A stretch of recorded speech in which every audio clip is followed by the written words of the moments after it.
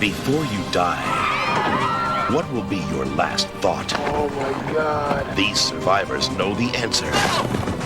See the worst disasters ever caught on tape. And meet the people who survived them.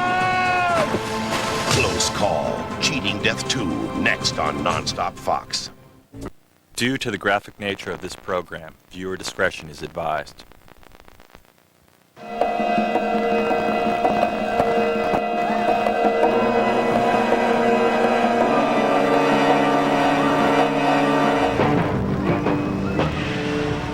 There's a thin line between life and death.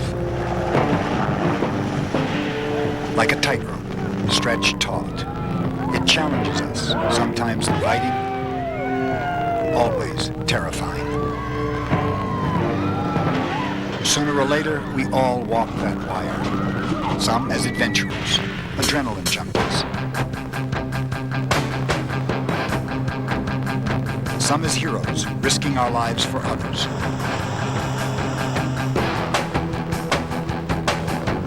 Or some, most frighteningly, without choice or reason. Tonight, you'll hear the true life stories of people who walked that thin line and cheated death. Amazingly, they're moments of truth caught on video. At that time, I really thought, if they don't get me out, I'm not getting out there. When you're getting dragged at that speed, you can't do anything. You're completely in the lap of the gods. It was just very, very dangerous. You know, Joe's head is right below you there. When a propeller's spinning that fast, you don't see it, you just hear it. The helicopter started to roll over very gradually, and that's when the blade started hitting the ground. If that hit you, it could have taken your head off. I thought for sure that that was it. It was over. I was going under, and there was nothing that was going to save me. I saw this child hanging, and I recognized her clothes. And that was my daughter.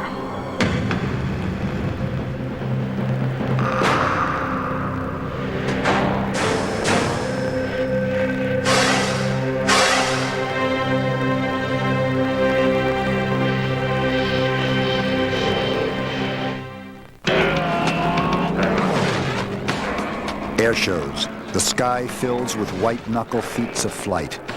And from below, hundreds gawk in awe. Everyone knows the risk.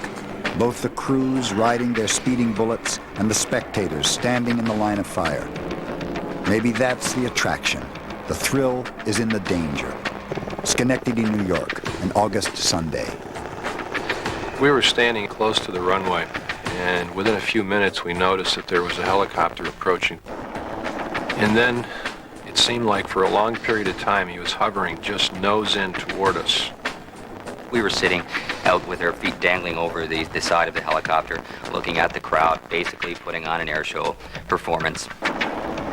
We're in a high hover, very heavy aircraft, because it only been in the air less than an hour, so full load of gas. And then I noticed we started to descend. But I noticed we were picking up a tremendous amount of speed. One of the guys behind us yelled, "Rotor wash." All we had enough time to do was to swing our feet in before we hit.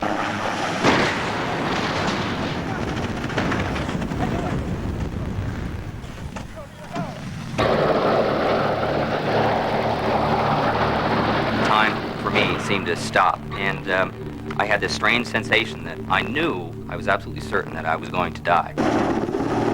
And under my breath, I said goodbye to my wife just before we hit. It hits with such an impact, and it's like when you take a beer can or something and you crumple it.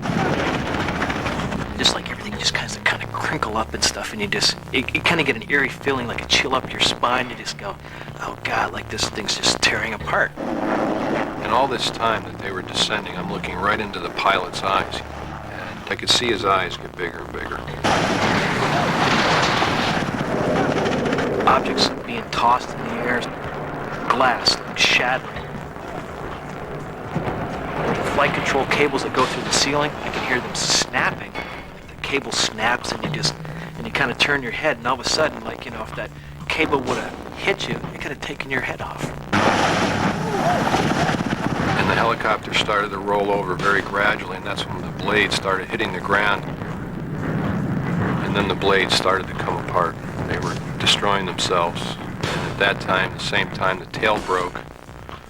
And the blades from the tail were starting to scatter. And I thought, this is it. They're going to be coming apart and into us. And now it looked like a twisted, turning, dying insect as it was going around on the tarmac.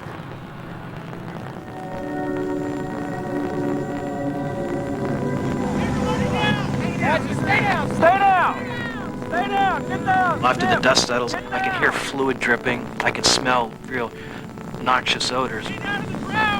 Everything's really quiet for a few seconds. And I'm going, oh God, am I the only one that survived? Like, see Jim Simpson in the back, and he's kind of in a little ball. And I look at him, and he's all kind of like bent and twisted. Not a normal shape that would see somebody, almost like in a fetus position. I'm sure I must have passed out for maybe a second or two because I recall being flipped. I knew there was something wrong, but I knew also that I had to get out. He says to me, he said, you gotta help me, you gotta get me out. And I said, don't worry about it. And I tried to reassure him. I said, hey, I'll look after you, man. You're my responsibility. The cargo door that we had been sitting in was now, I would say, 8 to 10 feet above our heads. And my fear at that point was there was going to be an imminent explosion. Stay down! Stay down! I'm pushing him up, and I can feel something dripping down my back. I don't know if it's the sweat or whatever. But what I didn't realize is I had a broken back at the time. I'd cut both my shoulder blades open, but that wasn't my concern. My biggest thing is to get him out of there before it explodes. Everybody stay down! Everybody stay down, okay? How about somebody help him? I remember them shouting at me, get away, it's going to blow. And I shouted back to them, I can't move. I was absolutely amazed by the fact that these people risked their lives to run forward to pick me up. And that's something that I'll always remember.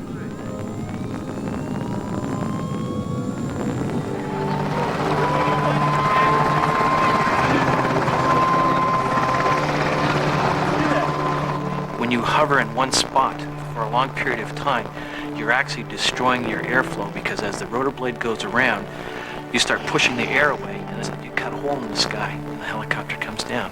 And basically that's what caused us to crash that day because we created a big hole and then we just fell into it. Fortunately enough that nobody got hurt. That was a miracle in itself. If you believe in fate, I suppose, as many people do, when your time comes, it's going to happen. And I feel that that day, it was my time, but for whatever reason, it changed. I don't think I cheated death. I just think I was given another chance at life. Coming up, rescuers risk their lives to save a dead man. A daring plan to land a crippled plane. A cameraman is buried alive by a wall of fire. And a 12-year-old girl's deadly ride on a Ferris wheel. Snow in Las Vegas never happens. Floods in the desert, impossible. And when you're dead, or so they say. On the night of January 18th, Vegas odds turned upside down when a Jeep flipped into a flooded gully. Anyone inside? No one knew, but it was Curtis Harper's job to find out. I went down on top of the Jeep, and I actually tried to reach into the window to feel my way through, but it was impossible. The water was too cold, it was moving too rapidly. I didn't even know what I was touching when I was touching things in there. The next step, drag the Jeep from the icy murk.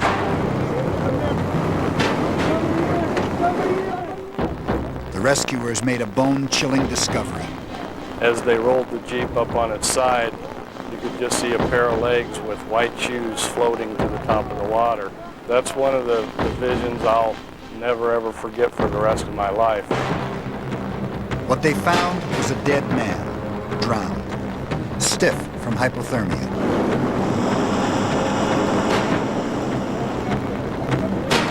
Frustrated, they tied ropes from the shore to dislodge the body. As soon as he was tied, the current started to carry him away. What happened then wasn't planned for. He actually flipped right as he came to the shore, and his arms kind of went over his head, and the rope just kind of slid off of him. The lifeless body was now swept up in the raging current.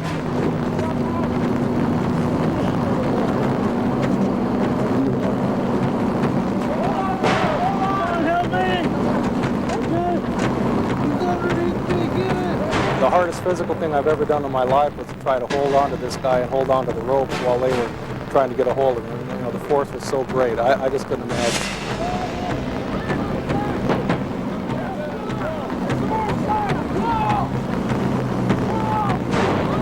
And when they pulled him out, they pulled my legs out from under me, so I was just dangling in the water with my arm wrapped through this rope. Now it wasn't just the victim, but the rescuers that had to be saved. Everything was full of water. It was ice cold. I was exhausted, and the water had a hold of me. And at that time, I really thought, if they don't get me out, I'm not getting out of here. Billy was able to grab him by the waist belt, and we made a human chain and were able to drag Perry out of the water.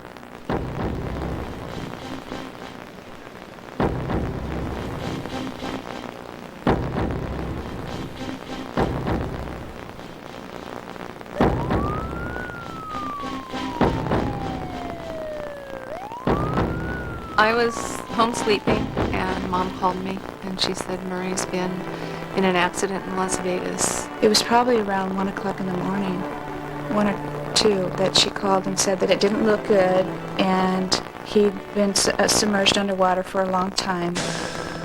When Murray arrived, he had no clinical signs of brain function. His pupils were fixed and dilated. His skin was blue and somewhat frozen. Patients rarely survive a drop in body temperature to less than 93 degrees if they're seriously injured. Murray was a trauma patient whose body temperature dropped to 88 degrees. That's associated with a 100% mortality rate. We therefore decided that there would be no way to save this man using standard techniques, and it would be justified to use our new method. This technique removes blood from the bloodstream, circulates it through a rewarming machine, and then allows the warm blood to flow back into the body, where it immediately goes to the vital organs and warms them from the inside out. At that point, it really wouldn't have mattered what they told me, because being a respiratory therapist and knowing what happens when you're without oxygen for 15 minutes, I knew my brother would be a vegetable. The first thing I thought was I would prefer that he died than to have to live that way. No adult had ever been underwater as long as he was, with the injuries that he had, and still survived without brain damage. And I actually confronted Dr. Gentilello about his invention. I said to him, can you tell me that you're keeping my brother alive because there's hope, or are you keeping him alive so that you can consider your invention a success? Murray lay in a coma for 3 weeks while his family waited by his bedside for some sign of normal brain function. One night I had to come home. I was in with him and I was talking to him, and I said, Murray, I said, I have to go home for a couple of days, but I'll be back. So I have to say goodbye right now. And with his endotracheal tube in, he reached up with his chin. That's why my brother kisses his chin first. And he's on the bed, and he just reaches up with his chin with all his tubes and gave me a kiss goodbye. And I knew that if he knew that I was leaving, that he had to have brain function, that he was going to be okay. I believe my first memory in the hospital is actually looking up at a television monitor, seeing the undercarriage of a vehicle that looked really familiar. And then coming to realize that for sure that is my vehicle. Wow, those are my shoes. So I was confused. I didn't know what was going on, but having family members come in and talk to me, I was able to piece together that yes, I'd been in an accident. I'd been unconscious for quite some time. Nobody was really comfortable in giving a prognosis with me. I was pretty much the first patient that had endured what I had endured. Dr. Gentilello had created this machine. I just happened to be 4 miles away when I had hypothermic drowning. And, It's pretty miraculous that I was there at the time and that he was there at the time. It was really overwhelming to watch the tape. All these men are risking their lives for me, and then I put them through this. At one point, there's a very haunting look from Perry Board. I'm below the surface of the water, and he has me trapped between his legs in a scissor lock, and he just looks up into the camera. It's like he doesn't know whether he's going to make it. They're very special men, and I will never forget them.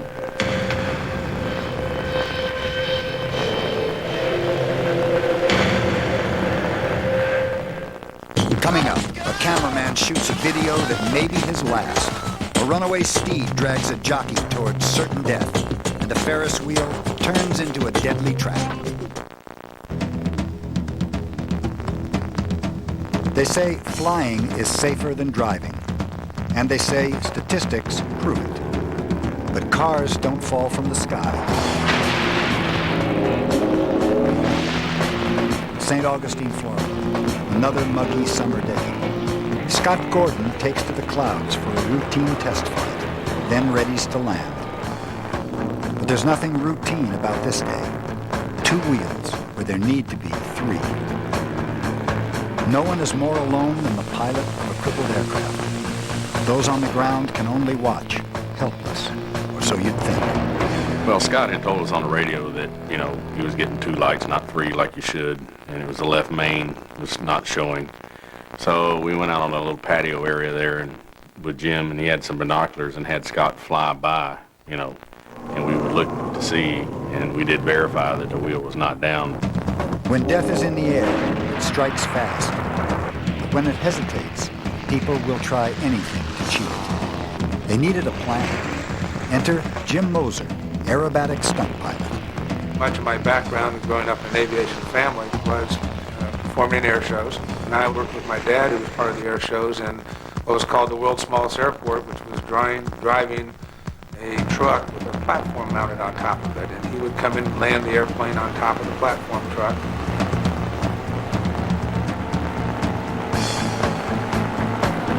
Jim came up with the idea of pulling a trailer behind a truck and having Scott come in and just set that crippled wing down on the truck.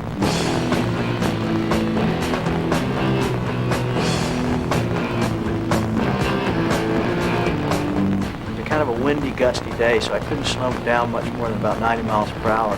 And the truck pulling that heavy trailer couldn't do more than probably 75 or 80.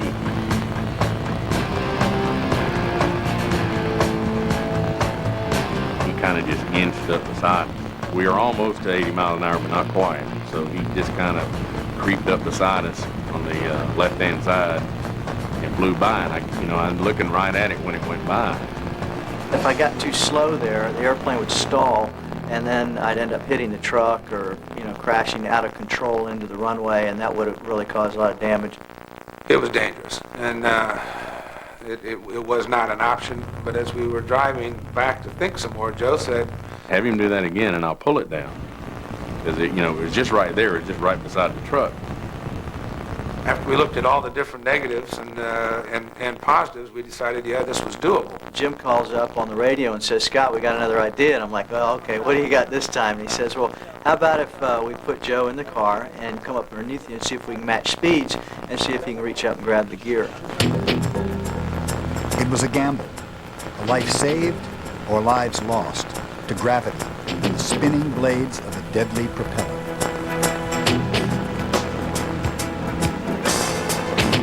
It was a real kind of windy, gusty day. I had to really kind of jockey the power back and forth at just a perfectly constant speed.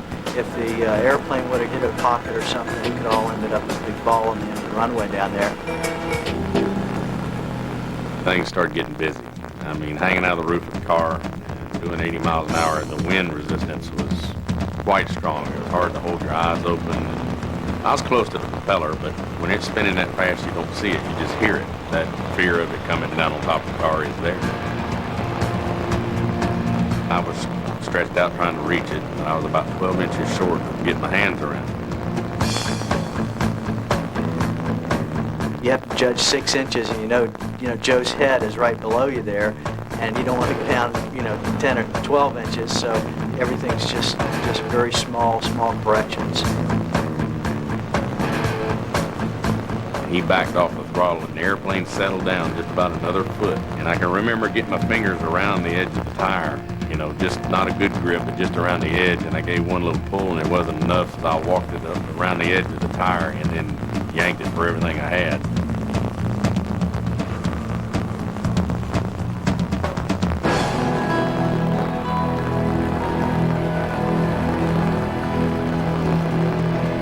You could see it climbing back up and all 3 legs were down. It was like, wow. The wheel finally came down. Just as it came down, I got that 3rd green light. It was a lot of adrenaline going there, it was really incredible. It really was, and he was able to pull it off. And there was absolutely no damage except for the top of the Audi, because when you pulled the wheel down, all I could hear was this pounding sound. And what it was is Joe was so excited that he was pounding on the top of the car.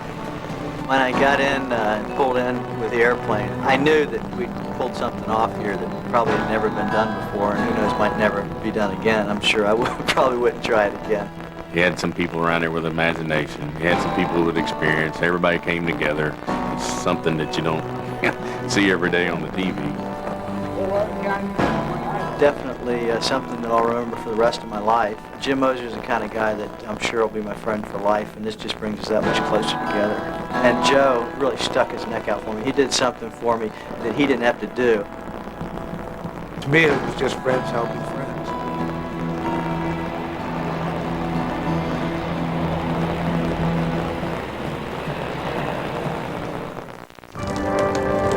Of all nature's forces, fire is the most terrifying, unpredictable, a phantom-like adversary. 1 second before you, the next behind, a flaming embrace.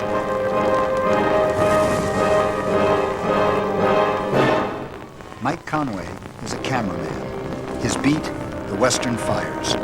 Trained and outfitted by the fire department, he ventures forth when others flee. His unflinching lens capturing men at war with hellfire on earth. It's a cameraman's job to get close to the action. Get too close and you die. They'd already lost some homes. It had already taken a toll, and it was only 20 minutes old. Tahoe, Nevada. A canyon fire rages out of control. The wind was playing a really dangerous factor in this fire, that it was doing what's called spotting, where it would jump up and the embers would ignite something a quarter mile away. It makes it very dangerous for the firefighter. I expressed my concern about a small spot fire below the road down by the llama ranch down there. I was concerned about that, and I wanted to get some sort of air support.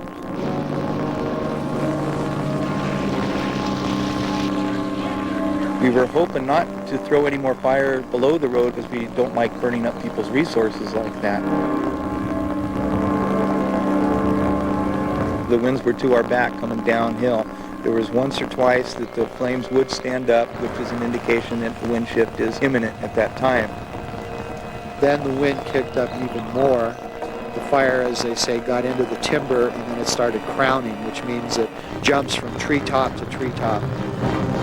There was only one road in, and the inferno had already sealed off one end of it. That left only one way out.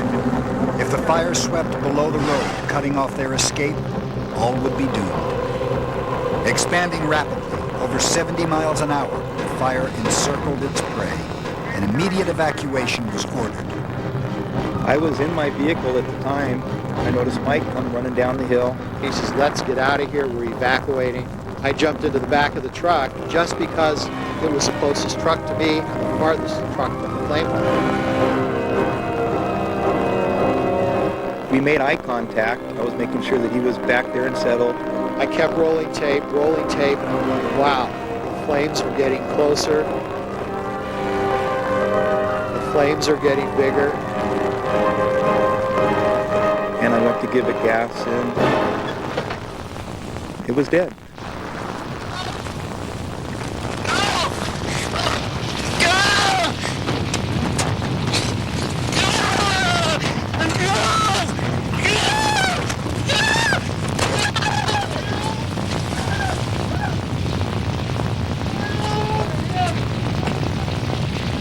flames were on top of us, no question about it. And with the screams, I didn't know what I was going to find when I came out to get them. To try to describe it, considering it was only 35 seconds long, it was like listening to a twister. You can hear the ground crackle. The roar goes up as the flame comes towards you, and I can feel it pushing me down, just like in a wind tunnel. So at the last minute, I dove into the corner of the bed of the truck. I started yelling. I was kicking my feet, trying to get the embers off me. I thought maybe this might be it. I jumped out of the truck. I put my left hand on the rail of the truck. I landed on my butt, on my left cheek with my wallet. Probably got hurt worse than anything, vaulting out of the truck because I'm not real athletic. Where he didn't have his personal protective equipment on, his gloves, his hard hat, his shroud was all red. You can tell he was definitely severely burned at that point. I looked pretty bad. My face started blistering. My left hand had a 3rd degree on my palm. The rest of my left hand was 2nd degree. My right hand was totally 2nd degree with a couple of 3rd degrees on the fingertips. I was pulling clumps off the back of my hair. I got so hot that the puff paint logo, which looks like a clapperboard for our company, osmosed right through the fire suit. What I was told by the Nevada Division of Forestry was I attained 1,800 to 2,200 degrees of temperature in order to make the suit melt. Well, it's unbelievable when paper burns at 451, and when you open your oven to do your turkey at 375, it's almost unbearable heat when you open the door of the oven. So you multiply that about 7 or 8 times, and you can understand what it felt like. Coming up, a jockey is trampled and dragged on the ride of his life. 2 sailors are crushed by a frozen sea, and a day meant for amusement turns into a nightmare.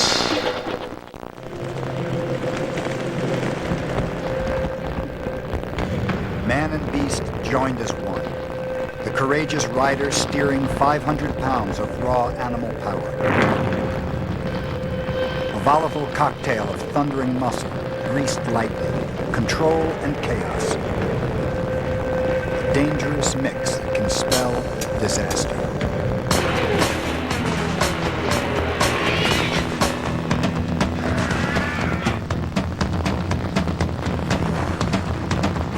Down the hill now. 3 more fences to go. A second, Sir Sagamore, who's nearly lost the rider. He's gone. The rider was unseated. Oh, he's still with that horse. He got dragged over the next fence, that rider.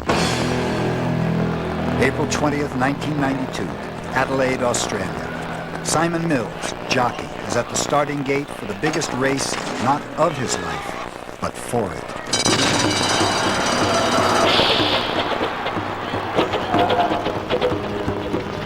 With hundreds of pounds of horsepower beneath him and only 1 lap to go, Simon and his steed make a deadly mistake. Before, the man controlled the horse. Now the roles are suddenly reversed. The crowd watches in helpless horror as the ragdoll jockey is mercilessly dragged. Moving at top speed toward the solid pine logs of the rapidly approaching jump fence, Simon faces certain death. The fence where I jumped was on a very steep downhill run, and everything was fine up until a couple of strides away where the horse and I probably made a mistake in timing, and we landed badly, which catapulted me forward of the horse. And because we're running downhill, I couldn't push myself back. All I could do was fall. A split second later, I realised one of my feet is stuck in the stirrup irons, and that's when the fun started. When you're getting dragged at that speed, you're just like a big bag of potatoes. You can't do anything. You're completely in the lap of the gods.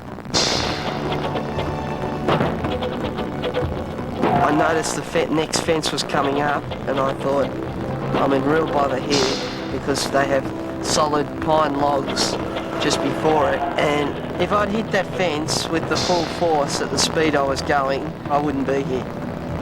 I'd be 6 foot under. just as I thought, I'm not going to walk away from this, my horse, an old experienced animal, instead of taking off 2 metres from the fence, he took off 5 metres from the fence.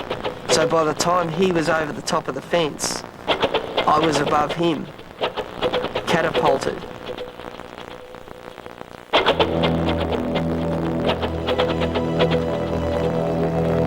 The horse saved my life, and that's the only reason I'm sitting here now. But then when you're up that high, you've got to come down. It was just a mixture of legs, arms, everything. As we're galloping along at 50 kilometres an hour, there was horses' hoofs everywhere, smashing down beside me, and one of the horse's back legs collected my arm and broke my arm, but that triggered the stirrup to break free, and then I just lay there, free as a bird. I thought I was fine until I looked at my arm, or noticed my arm wasn't in the position it normally is, and it was folded back the opposite way. It's hard to describe, but if you hit your arm with a big enough sledgehammer, you might know the feeling. Miraculously, Simon's broken arm was the only injury he sustained in the incident. The winning feeling of winning a race, it's a feeling of companionship between horse and rider. It's not just a feeling of that 2 or 3 minutes of racing. It's the feeling of weeks of preparation, and when it all comes out the way you want it to, it's heaven. It really is.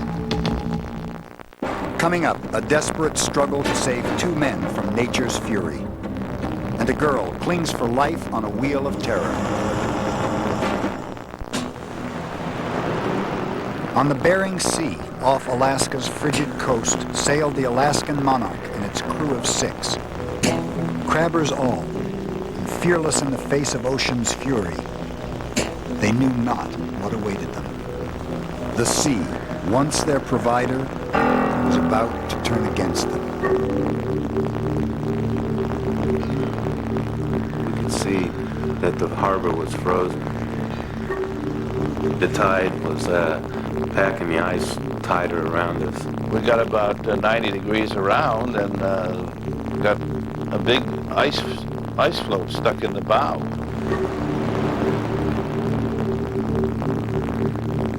We stopped moving right opposite these rocks. We couldn't get any commercial help, couldn't get any help from the fishing fleet. By 4 o'clock in the afternoon, it looked like there wasn't going to be anybody to help us out. The ice was beginning to compact on the boat, and we lost our rudder that next morning. About 7 in the morning, we got a phone call from our operations center in Kodiak telling us that, hey, we've got a mission for you guys. We need you guys to fly up, get some parts from the harbor master in St. Paul, and fly them out to the vessel. They're a couple miles offshore. The waves started to get deeper, the wind picked up. And that was when things started getting rough. And some of these big swells came in, and one hit us and washed right over the house. Turned us completely around with the bow heading into the rocks. We knew that we were in a little bit more serious situation because the swells were becoming 10, 15 feet by then. We were getting hammered. I wondered, how much can this boat take?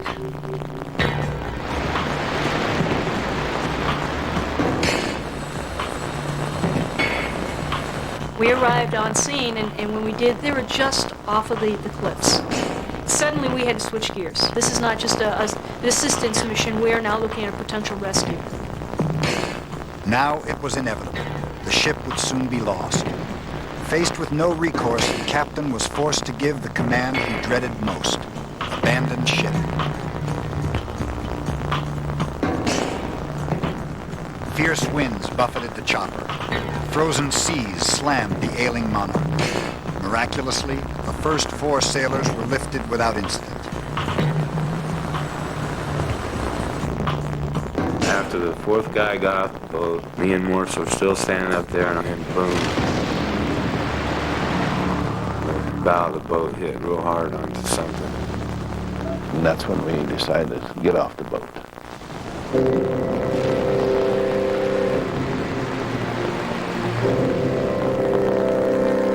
captain said, we're on the rocks, we went off.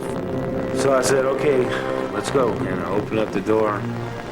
We were sitting there watching as the captain and the engineer went to cross the mid-deck. I turned around and I saw out of the corner of my eye that wave.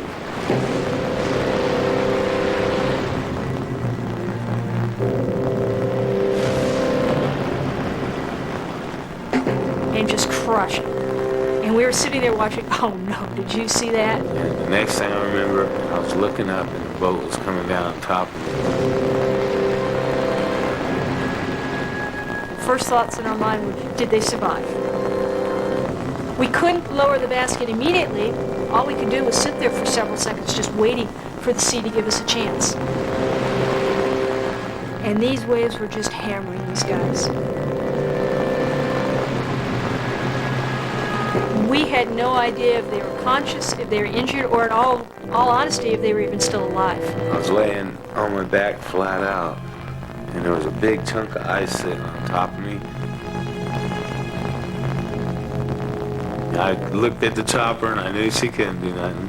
I looked at the shore and there must have been 200 or 300 people standing there. And I looked at them and I go, wow, they're not going to be able to do anything either. You know, all these people, I'm dying in front of all these people. I looked again out of the corner of my eye and another wave was coming at me. I looked at that wave and I seen huge pieces of ice in there. It looked like pianos coming at me. I thought for sure that was the one. That was it. It was over. I was going under and there was nothing that was going to save me. Boom. Took that piece of ice off of me and whew, it was amazing. I was saved by the wave that I thought was going to kill me. Well, at that point, the ocean was making up our mind for us because it wasn't just one wave, it was a series of waves. I opted to first put the basket down and see, okay, are these guys capable of getting in? When she dropped the basket, she dropped it right there. I mean, I had to move a little bit, you know, to crawl towards it. And once I got my hands on that basket, he just hopped it, no problem at all. In fact, I don't think I've ever seen anyone get in a basket as fast as he did. The next thing I knew, I was sitting inside the door with one of the Coast Guard fellows leaning over me. I go, well, you got to get the skipper. You got to get that guy. You have to get that guy. The captain was pinned with a block of ice on his chest, so we weren't going to be able to pull him straight out. We decided to pull him out with the aircraft. We set the basket back down to him. We were able to just kind of finesse him and ease him a few inches out from underneath that block. And I reached up and grabbed the basket, and they pulled me out from underneath it. We're only dealing with inches, but we're able to pull him up into the cabin. Timing on that basket is what saved me. If I couldn't have got away from that ice cake, this next swale coming would have buried me. We landed at St. Paul Airport. We were met by an ambulance. We were able to transfer everyone. And in honesty, the 5.5 hours it took us to get there, it took us 15 minutes from the moment we arrived on sea to when we were shut down with all 6 on board. I'm not a devout Christian, but I know somebody was watching over me. When the Alaska Monarch went aground that day, yeah, it changed my life forever. It took me off of the sea. This was to be the final voyage of the Alaskan Monarch.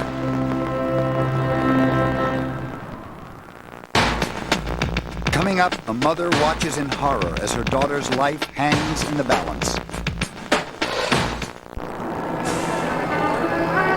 Childhood, a time of innocence, an innocence that fades gradually, invisibly, but not for all.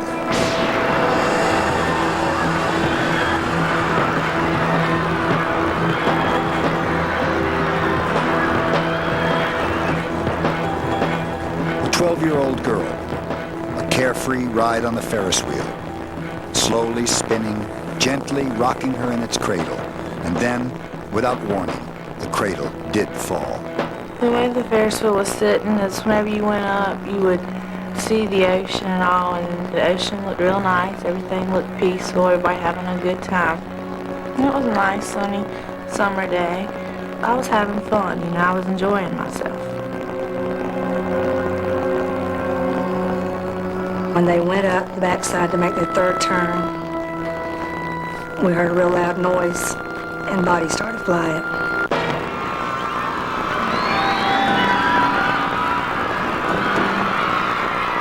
Have you ever seen your mother use a mixer and mix fly everywhere? This is what it looked like. Bodies would just shoot out of there, just like they were just being spit out. And they're being beat back and forth, just like tennis shoes in a clothes dryer. It seemed like it was hours, or time just stopped, just really slow. And that was my daughter. It felt like a nightmare. Like I had went to sleep and all this was happening, and I thought, I'm gonna wake up. I'm gonna wake up real soon. But I was awake. I could see her face. But something in the back of my head said if you scream her name, she'll look for you and she'll fall. I think it was like 47 feet, face first on the asphalt. I feel like if she had fell, that she would have died because there was no motion. And I think with her just falling straight down into this heavy stuff because it was all steel, you know, falling head first, it probably could have broken her neck.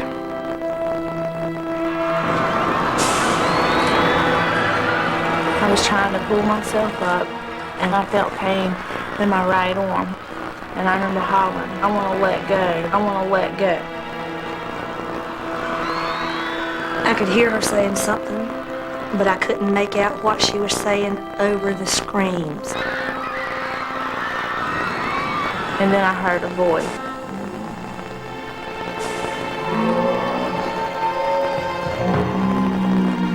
I looked and I saw this man, and he said, don't let go. Do not let go. Hang on. And he kept talking to me and telling me just to hang on. Help was coming. He was my guardian angel.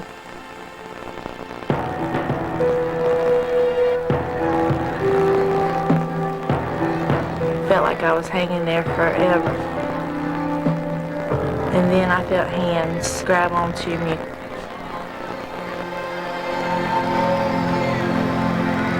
When I felt those hands, it felt like I'm saved.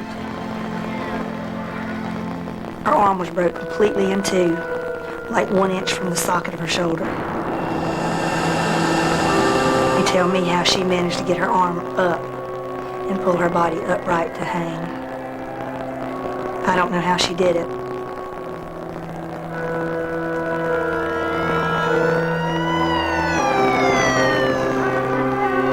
Who thinks you're going to get on a Ferris wheel and lose your life?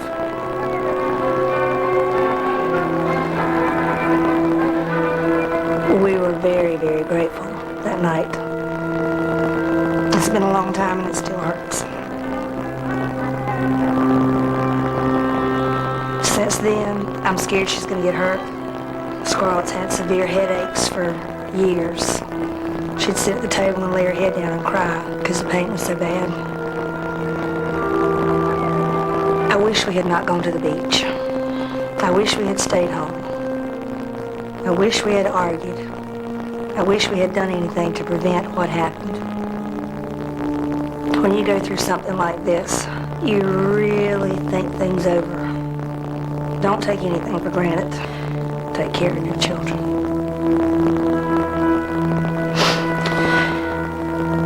Regardless if they get mad, take care of your children. And love them.